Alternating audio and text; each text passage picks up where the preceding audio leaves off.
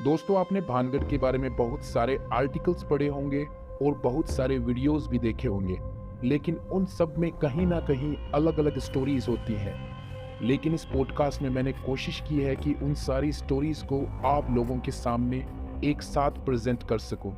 तो भानगढ़ का पास्ट और प्रेजेंट जानने के लिए वीडियो को एंड तक जरूर देखिएगा। दोस्तों, पहली कहानी के मुताबिक जिस धरती पर भानगढ़ किला खड़ा है वह गुरु बालूनाथ नामक शक्तिशाली तपस्वी का था। किले का निर्माण शुरू करने से पहले भानगढ़ के सम्राट माधव सिंह ने तपस्वी की अनुमति मांगी थी और उन्हें एक शर्त के मुताबिक अनुमति दी गई थी। शर्त यह थी कि किले की छाया कभी भी तपस्वी के घर पर ना पड़े, वरना बड़ी दुर्घटना हो सकती है। हालांकि माधव सिंह के उत्तराधिकारी अजब सिंह ने इस शर्त की अनदेखी की और मजबूत दीवारों के साथ किला बनवाया। इन दीवारों की छाया तपस्वी के घर पर पड़ी, जिसने भानगढ़ क्षेत्र को पूरी तरह से तबाह कर दिया। हैरानी की बात तो ये है कि बालूनाथ का तपस्या स्थल अभी भी खंडहर की अवस्था में देखा जा सकता है। दोस्तों, भानगढ़ किले के भूतिया बनने की दूसरी कहानी में जिक्र होता है भानगढ़ की राजकुमारी रत्नावती और तांत्रिक सिंधु सेवड़ा की, जिसके मुताबिक 17वीं सदी में भानगढ़ एक आबाद और खुशहाल किला हुआ करता था और इस राज्य में 10,000 लोग खुशहाली से रहा करते थे। ऐसा कहा जाता है कि उस वक्त की राजकुमारी रत्नावती बहुत ही ज़्यादा सुंदर थी और पूरे राज्य में उसके समान कोई सुंदर लड़की नहीं थी। हर कोई उसके रूप से मोहित हो जाता था। कई बड़े राजघरानों के राजकुमार उससे विवाह करने की इच्छा रखते थे। एक दिन रत्नावती अपनी कुछ सहेलियों के साथ किले में स्थित त्रिपोलिया बाजार गई और एक इत्र की दुकान पर ठहरी। उसने एक सुगंधित इत्र की शीशी को उठाया और सुगंध लेने लगी। उसी वक्त वह तांत्रिक दूर खड़ा रत्नावती को देख रहा था। उसने देखते ही रत्नावती को पाने की तमन्ना अपने दिल में जगाई। कहा करते हैं कि वह काले जादू की कला में माहिर था। उसने राजकुमारी को पाने के लिए उस शीशी पर अपना जादू चला दिया। इसके तुरंत बाद पास ही खड़े राजकुमारी के किसी पहरेदार को इस वाकये की जानकारी हो गई, तो उसने रत्नावती को इस बारे में बताया। रत्नावती ने इतना सुनते ही उस इत्र की शीशी को पास ही के पत्थर पर पटक कर फोड़ दिया। राजकुमारी ने जिस पत्थर से शीशी को तोड़ा था वह पत्थर लुढ़क कर उस तांत्रिक का पीछा करने लगा और कुछ ही दूरी पर उस तांत्रिक पर पत्थर गिरने से उसकी मौत हो गई। मरते वक्त उसने इस किले को श्राप दिया कि मंदिरों को छोड़कर सारा भानगढ़ तबाह हो जाएगा और सभी लोग मारे जाएंगे। और इस घटना के कुछ दिन बाद ही अजबगढ़ और भानगढ़ के बीच एक भयंकर युद्ध हुआ। इस युद्ध में किले में रहने वाले सारे लोग मारे गए, जिनमें राजकुमारी रत्नावती भी थी। भानगढ़ के आसपास के गांव में अनेक लोग मानते हैं कि तांत्रिक के श्राप के कारण ही किला सहित सभी इमारतें खंडर हो गई, लेकिन मंदिरों का कुछ भी नहीं बिगड़ा।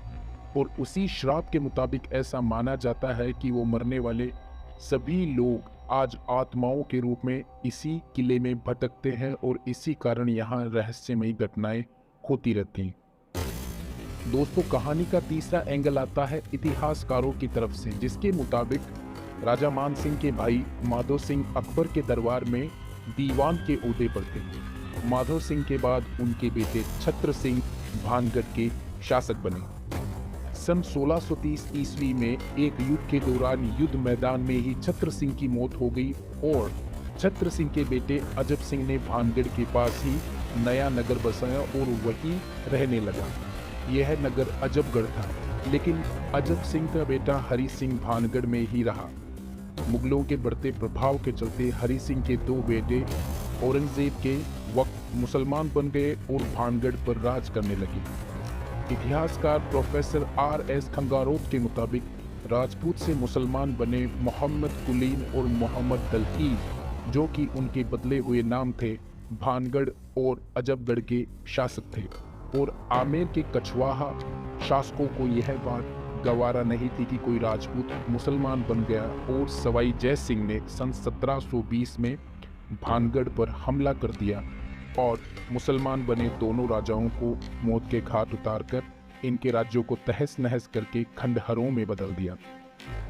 दोस्तों, अभी की अगर हम बात करें तो गांव के लोग इस किले को भूतिया मानते हैं।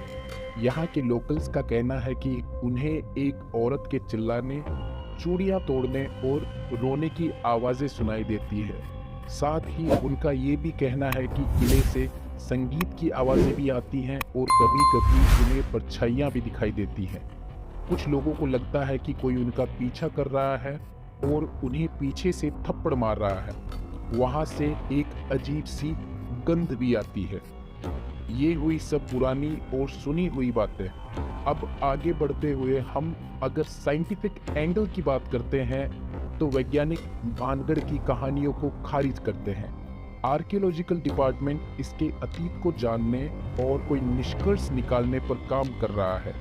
फिलहाल इस किले में हुई कई रहस्यमयी घटनाओं के आधार पर इंडियन आर्कियोलॉजिकल डिपार्टमेंट ने भानगढ़ के इस जर्जर किले को असामान्य और भूतिया घोषित कर दिया है।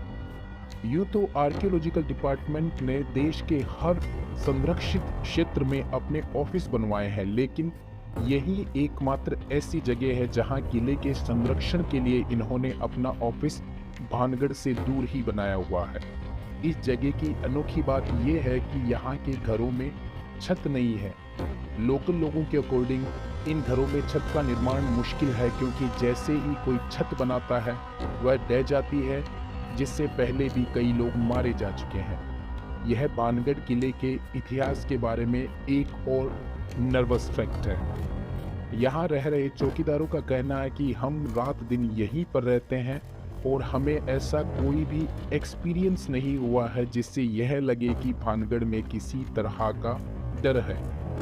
उन्होंने माना कि यहाँ जंगली जानवरों का डर है, इसलिए रात के वक्त वे पहरे पर कम ही निकलते हैं। दोस्तों, अगर आप भानगढ़ घूमना चाहते हैं तो आपको बताना चाहूँगा कि ये किला अलवर से 90 किलोमीटर की दूरी पर है और सुबह के 6 बजे से शाम के 6 बजे तक आप यहाँ पर घूम सकते हैं और फोटोग्राफी कर सकते हैं।